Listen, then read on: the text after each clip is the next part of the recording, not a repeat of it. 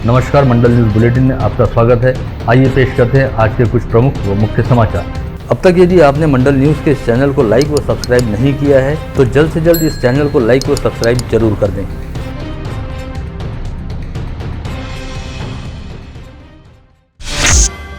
राज्य के वैद्यकीय शिक्षा व क्रीड़ा मंत्री गिरीश महाजन द्वारा कहा गया कि विभिन्न क्रीड़ा स्पर्धाओं में स्वर्ण पदक प्राप्त करने वाले खिलाड़ियों को इससे पहले 12.5 लाख रुपए की इनामी राशि राज्य सरकार द्वारा दी जाती थी, जिसे अब बढ़ाकर 50 लाख रुपए कर दिया गया है। साथ ही अन्य पदक व पुरस्कार प्राप्त करने वाले खिलाड़ियों को दी जाने वाली इनामी राशि में भी वृद्धि की जाएगी और उन्हें सरकारी नौकरी देने के संदर्भ में अगले सप्ताह होने वाली बैठक में निर्णय लिया जाएगा।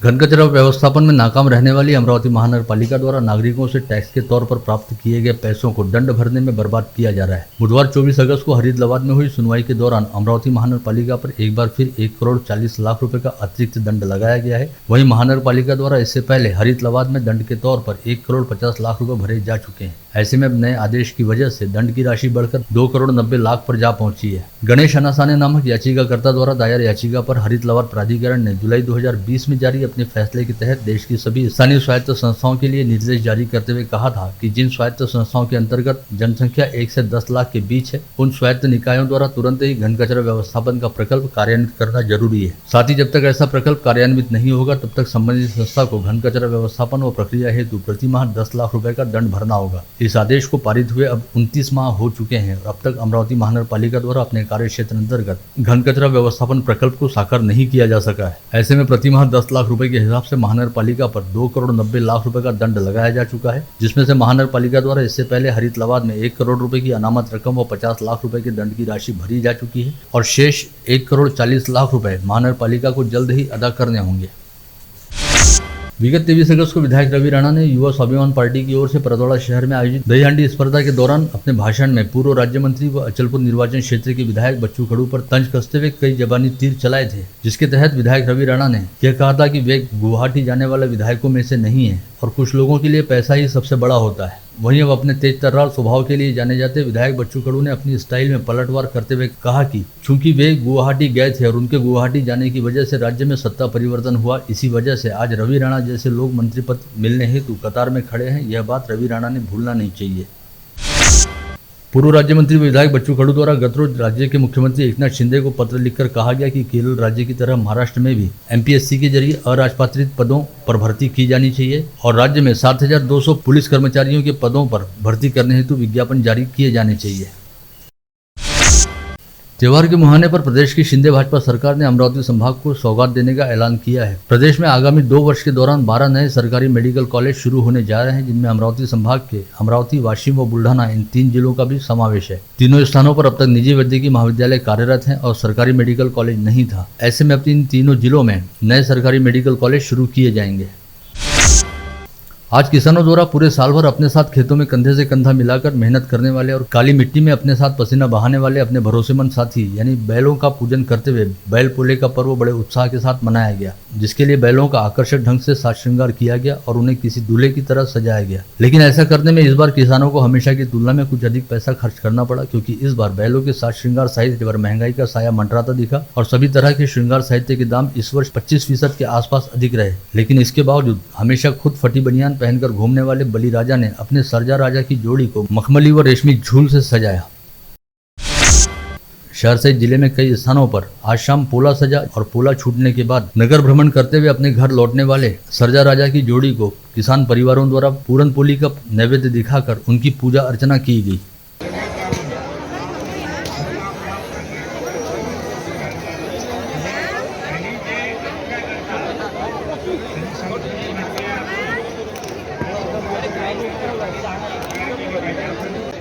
त्यांचं यशस्वी स्वागत करतील अशी मी त्यांना विनंती करतो।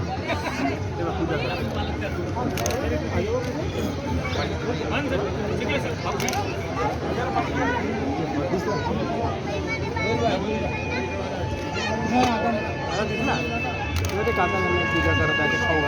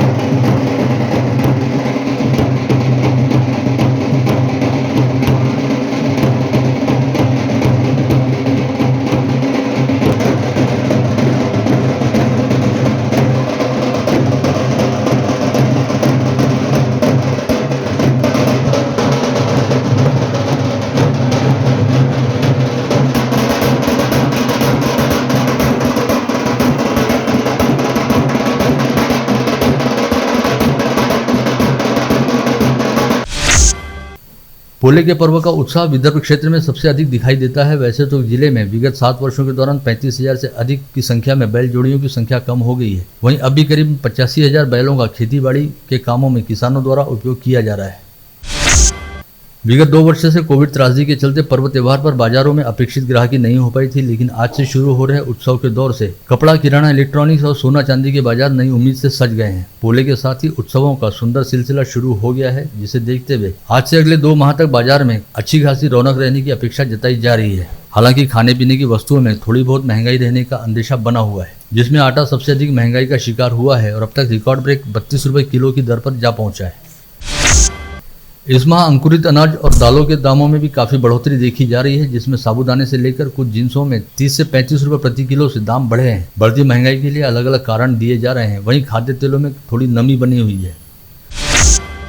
राज्य में इस वर्ष मानसून का आगमन होने के साथ ही धुआंधार पानी बरसा, लेकिन अब मानसून और बारिश का जोर थोड़ा कम हो गया है। वहीं अब मानसून की वापसी को लेकर अनुमान जताए जाने लगे हैं, जिसके मुताबिक संभावना जताई जा रही है कि इस वर्ष शायद मानसून हमेशा की तुलना में थोड़ा जल्दी वापसी कर लेगा और 15 दिन पहले ही मानसून की विदाई हो जाएगी।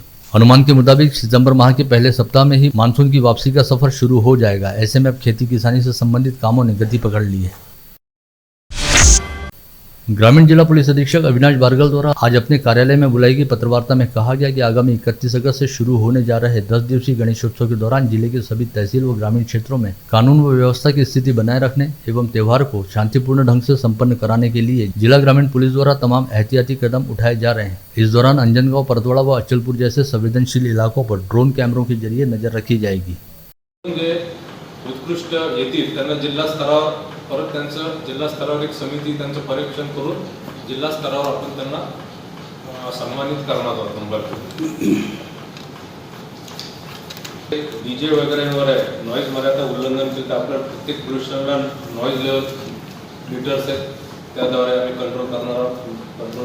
दुसरं जे ब्रँचेसचे आपले इथले कर्मचारी आहेत ते वेगवेगळ्या स्ट्रायकिंग फोर्समध्ये वगैरे जाणार आहेत, त्यांचा आपण रॉयल ड्रिल।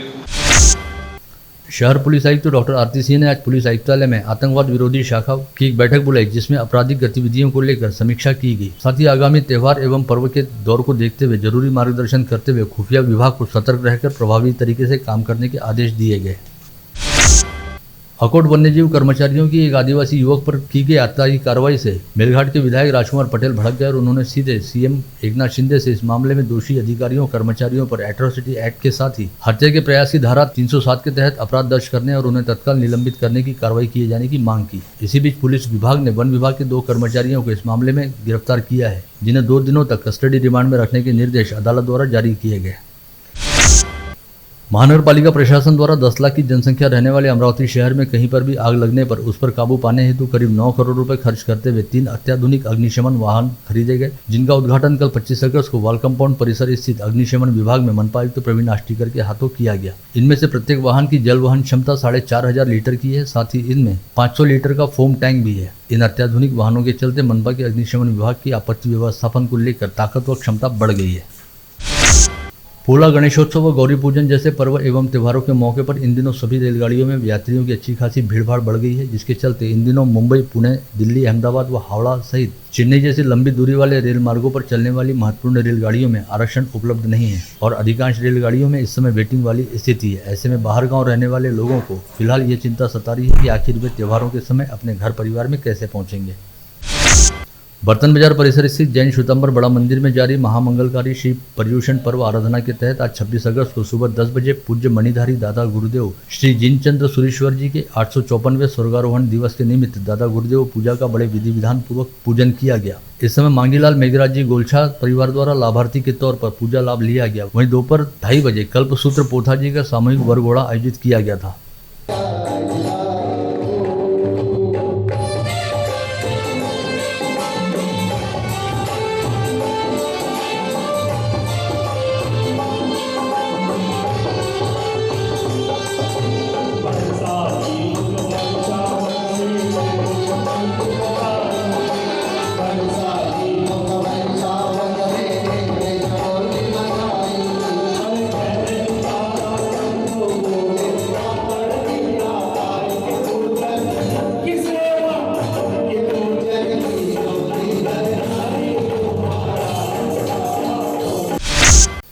शहर के गौपालकों द्वारा आज पुलिस आयुक्त को सौंपे गए ज्ञापन में कहा गया कि शहर के विभिन्न इलाकों में रहने वाले पशुपालकों द्वारा बड़े पैमाने पर गौपालन किया जाता है, जिनकी गायों और बछड़ों पर हमेशा चोरों की नजर बनी रहती है। शहर में इन दिनों बड़े पैमाने पर गौवंश चोरी की घटनाएं घटित हो रही हैं, लेकिन ऐसे मामलों में पुलिस द्वारा गौवंश चोरों के खिलाफ कोई सख्त कार्रवाई नहीं की जा रही, अतः इस ओर तुरंत ध्यान दिया जाए।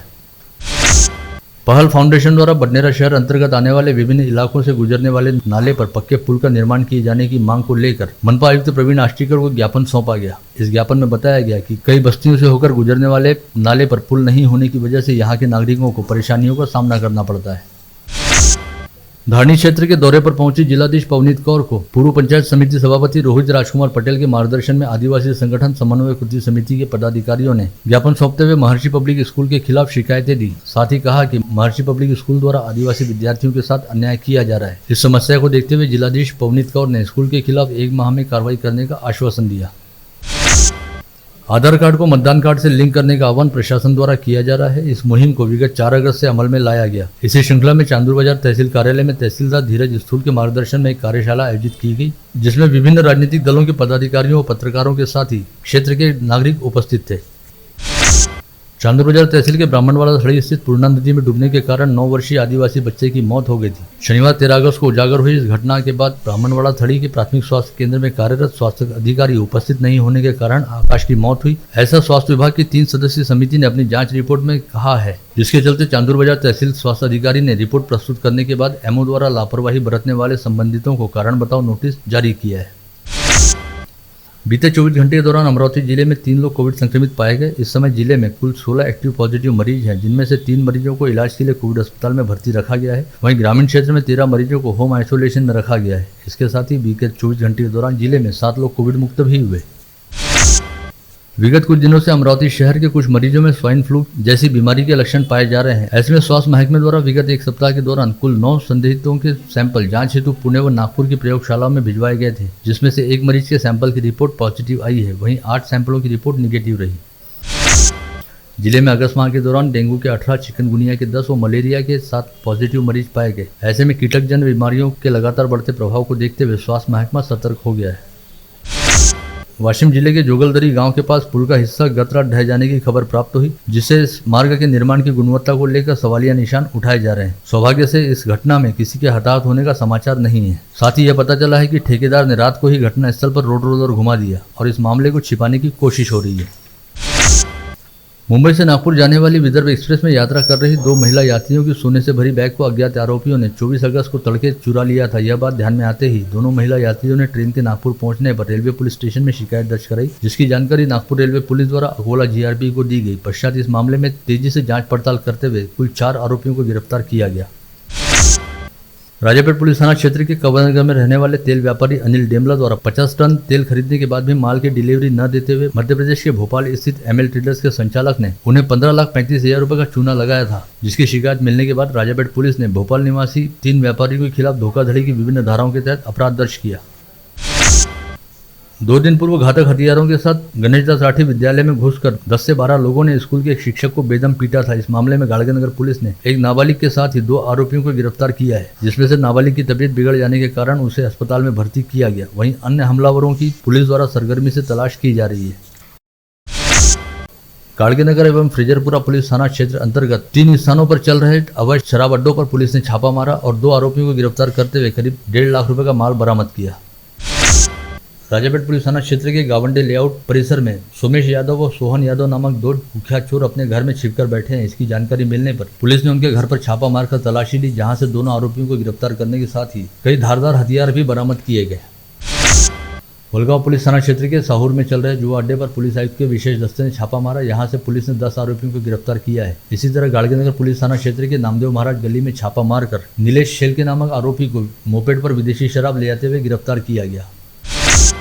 पुणे से नागपुर की ओर जाने वाली गरीब रथ रेलगाड़ी में एक युवक का पांव दूसरे युवक को लग गया, जिसकी वजह से युवाओं के 2 समूह में मामूली विवाद हुआ। जिसके बाद अकोला के रहने वाले शेख शारिक ने दौड़ती रेलगाड़ी से अकोला के ही रहने वाले शेख अकबर को धक्का मारकर नीचे फेंक दिया, जिसके कारण शेख अकबर नामक युवक की दर्दनाक मौत हो गई। यह सनसनीखेज वारदात कल गुरुवार की सुबह 8:30 बजे के आसपास बूटीबुरी से गुमगांव रेलवे ट्रैक पर घटित हुई। यवतमाल जिला अंतर्गत आर्नी तहसील के आमनी गांव में पिता और बड़े भाई ने छोटे भाई को जबरन जहर पिलाकर उसे मौत के घाट उतार दिया, जिसके बाद संजय चौहान नामक युवक ने आत्महत्या कर ली। ऐसा दिखावा करने का प्रयास किया गया, लेकिन पुलिस ने इस मामले में सेवादास चौहान नामक पिता और रामेश्वर चौहान नामक बड़े भाई को गिरफ्तार कर लिया। आप देख रहे थे मंडल न्यूज बुलेटिन। हमारे चैनल को लाइक करें, शेयर करें और हाँ, सब्सक्राइब करना ना भूलें। कल होगी आपसे फिर मुलाकात, तब तक के लिए धन्यवाद।